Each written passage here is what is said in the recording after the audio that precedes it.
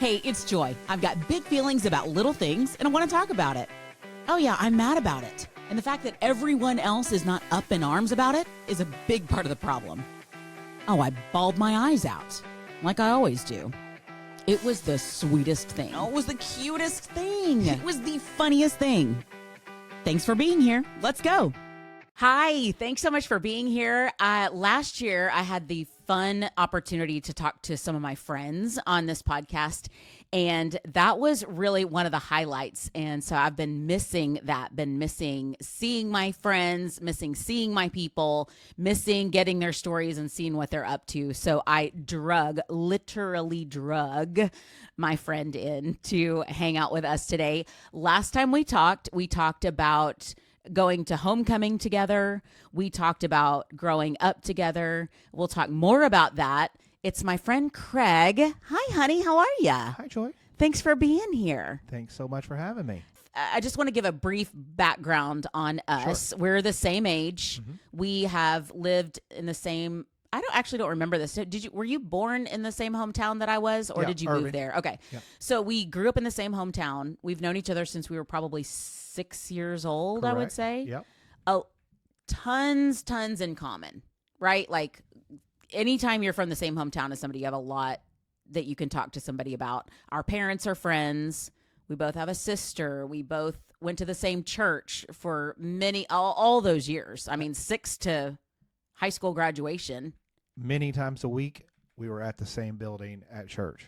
Agreed. And as we got older, that became more of like a center of a social life to a degree. But I also find it interesting how many things were so different for us. And I think one of the big ones was our college experience. Sure. So we went to the same high school. And when we were kind of getting ready, like figuring out where we were going to go to college and stuff, you were just like on a different mindset than me because you were going to college as an athlete. Correct. And you played golf. Yep. Tell me a little bit about like, when did you realize you were good at golf, or why did you start playing golf? Yeah, as a very youngster? very early. Yeah, I mean, you knew this in high school. I mean, golf was my social life outside of church. So it was church, golf, wasn't really anything other than that. So I knew very early on that was the path that I wanted to take. Did your mom and dad play? They did.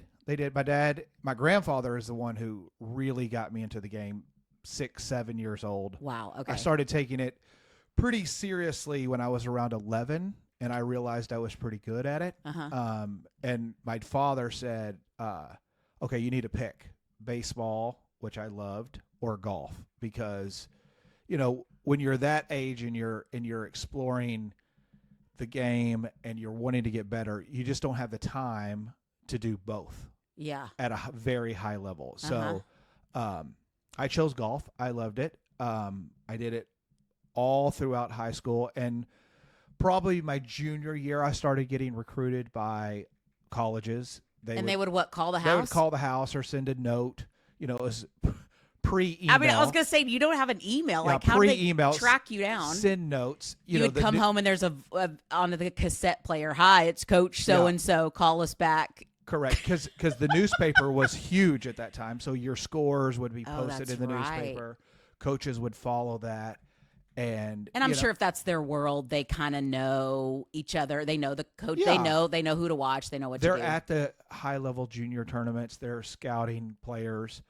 And so I'm getting asked to come on visits to colleges. And at that time, this is a whole nother story, but due to our upbringing and not having, how should I say this?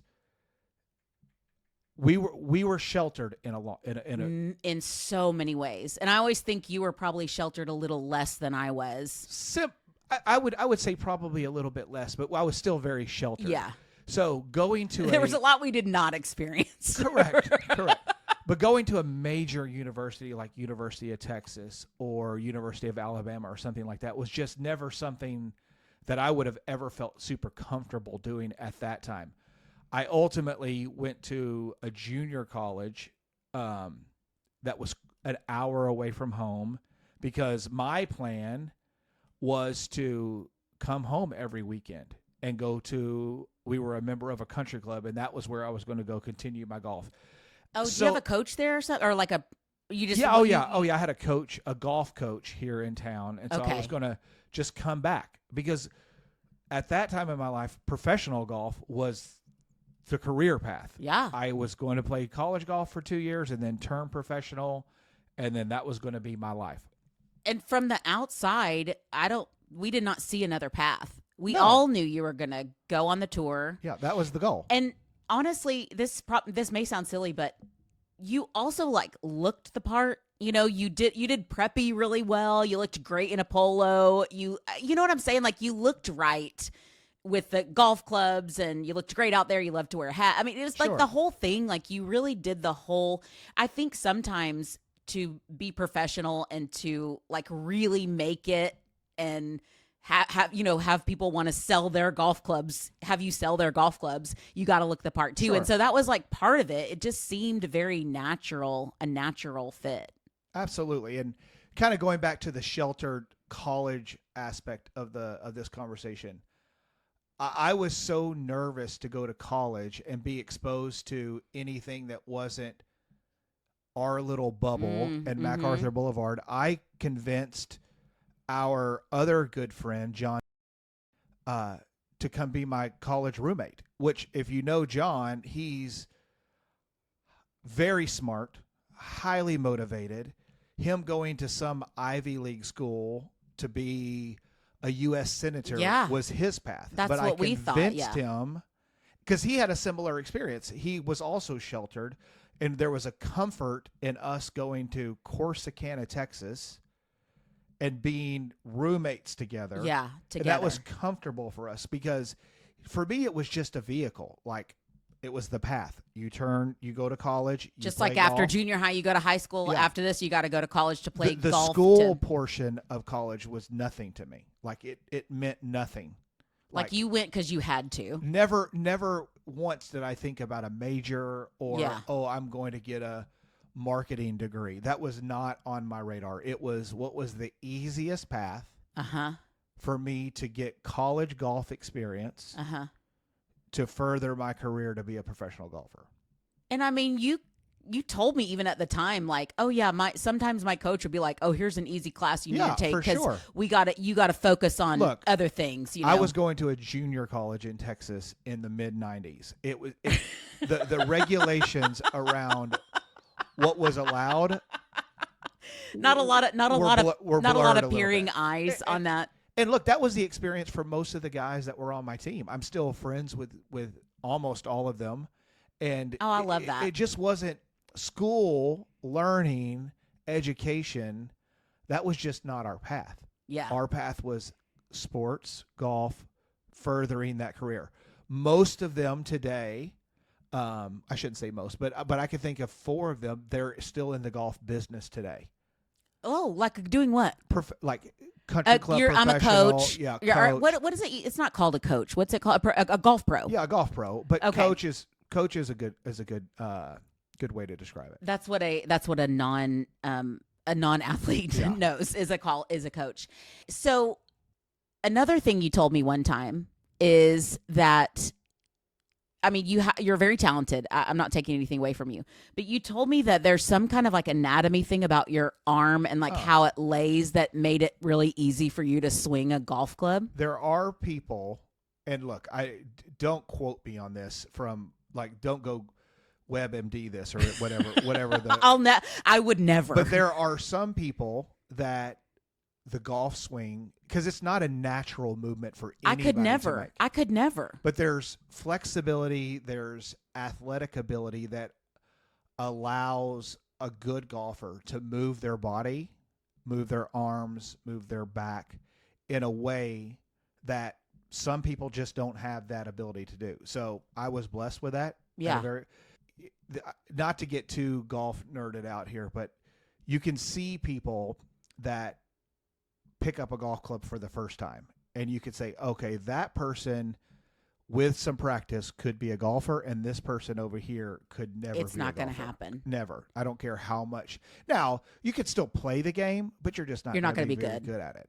And so do you think that part of that is like why you enjoyed it so much? Obviously, because you're really good at it, or it's just like, hey, this just worked out great. Yeah, if you're good at something and, you know.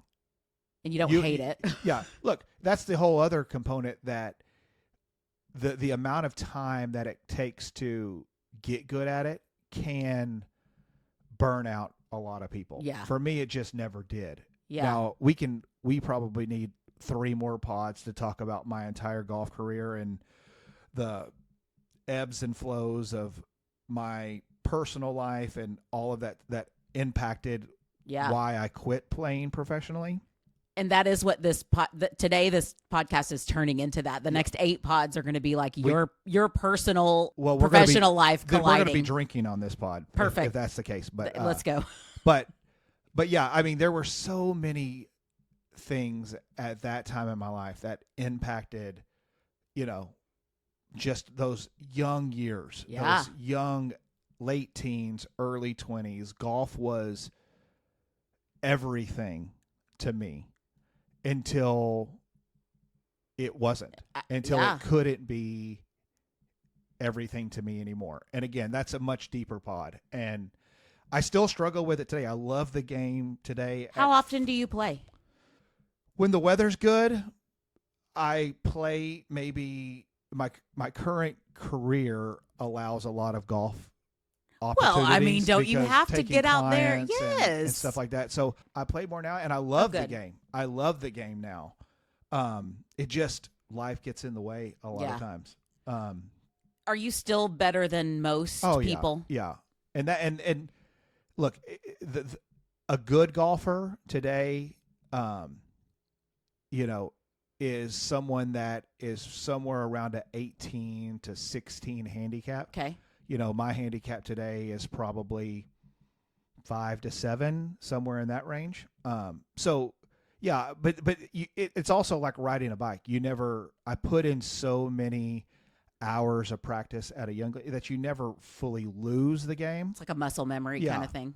But obviously, the level that I played at an early age is very different than what I play now. Well, and it was your job almost to a degree. Sure. So I have never known what a handicap is. Can I guess what it is right now? And then you tell me what it really is. Take your best guess. My best guess is that when you go to a random golf course, they're going to say a normal person would take 70 strokes to get all the golf balls in the golf holes. You're close. And then a handicap means, okay, if I'm a 10 handicap, that means I'm going to be 10, like I'm going to go 10 less than that. So compared to another person, I'm going to take 10 less strokes than anybody else. That's kind of my guess. You're close. Okay. So a handicap I'm pleased that I'm even in the realm, because I said golf ball and golf hole. I'm pretty sure that's not correct. Every golf hole. Every golf course has what they call par. Okay. Most 95% of them, that par is 72. So that's 72 strokes. Okay. To get around 18 holes. So if you're a 10 handicap, that means your average on a 72 par golf course is 82. That your average, you're going to shoot 82. So I thought you wanted a lower score in golf. Well, so here's why a handicap is a thing. If I'm a 0 handicap and you're a 10 handicap, you will start the round 10 strokes below me. Okay. So then if we play our normal round, I'm going to end at 72. Gotcha. And you're going to end at 82, and we're going to tie. Gotcha. So a handicap is created so that no matter what your level is, you can compete against. Scotty Scheffler is been in a lot of interviews recently, and he lives in Austin, and he plays at his local country club against the members there for money, but it's all handicap based. So the greatest golfer in the world right now, can compete against someone that's a 30 handicap. Mm-hmm. And they can go out and play, and the 30 handicap starts 30 strokes lower than Scotty, and then they play 18 holes, and they see who has the best score at the end. Well, I think that's only fair because otherwise you can't You can't unless compete. someone comes in town. Yeah. That's like an excellent golfer. You have nobody to play against. So that's why a handicap is so important to be accurate. A lot of people cheat I was going on to their say handicap. who decides? There's a national governing body where you're supposed to, and it's an honor system, but you're supposed to input every score that you have. And there's a lot that goes. We're simplifying it, but there's a lot that goes into it. So When I say I would never in my life have known this. Except I that have you're an app teaching on my me this. phone. So Okay. if I go and play around at, say, Dallas Country Club, I would type in Dallas Country Club. It would pull up the rating of that golf course.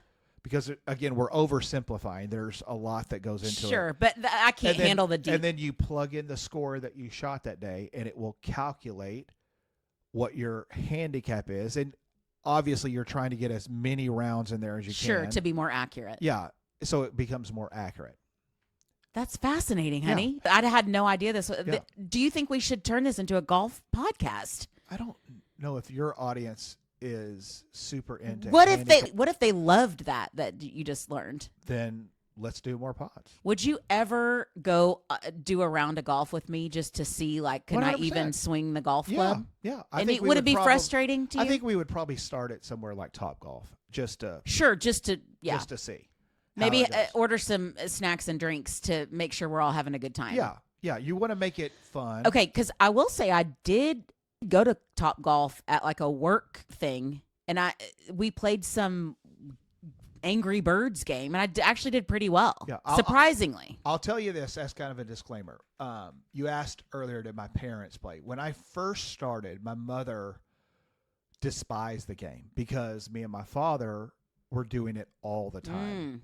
And she wasn't involved in that. She was a golf widow, they say. She just didn't. But one day she was like, I want to go play. And I would tell you now, out of my mother, my father, my sister, and myself, she probably loves the game the most. She because does seem to love it. If you get into golf and it kind of you get the golf bug, it can take over your life, and it's a very expensive sport to play. Why? Golf Just because of clubs golf cost fees? A lot. It just costs a lot of money to play. Equipment costs a lot. Golf balls cost a lot. Okay. Green fees cost a lot. So let me tell you, someone that looks the part is your mom. She looks adorable. loves it. Every time I see like a picture of her and her girlfriends playing golf. She's probably going to kill me for this because she will listen to this pod, but she has a group of girls that she plays with, and they're all a similar age, and they go on these girls trips, and they're called Girls Gone Wild. That's what they call themselves. They that. chose that. Yeah. They'll go to some golf destination for the weekend, get together, have wine, do whatever, and play golf.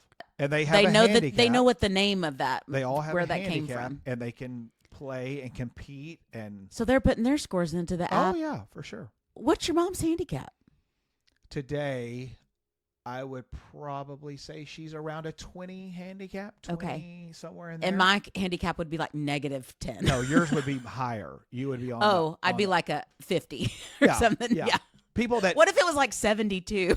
People that never play golf. Yeah. You would be lucky just to finish a hole. Right. Yeah. And I understand that. But I don't know that I could. After a month of trying and practicing and putting real effort into it, you could get to a point where you could play 18 holes, not kill someone by hitting them with a golf ball. That would worry me. Yeah. And have a lot of fun. Yeah. That's the beauty of golf. You can play it till you're 100 years old and compete, get a golf cart. Getting your vitamin D. Yeah. It's a great sport. Socializing. You having a good time. Very frustrating because it's a frustrating game, but it's a great sport. And there's no I will die on this hill.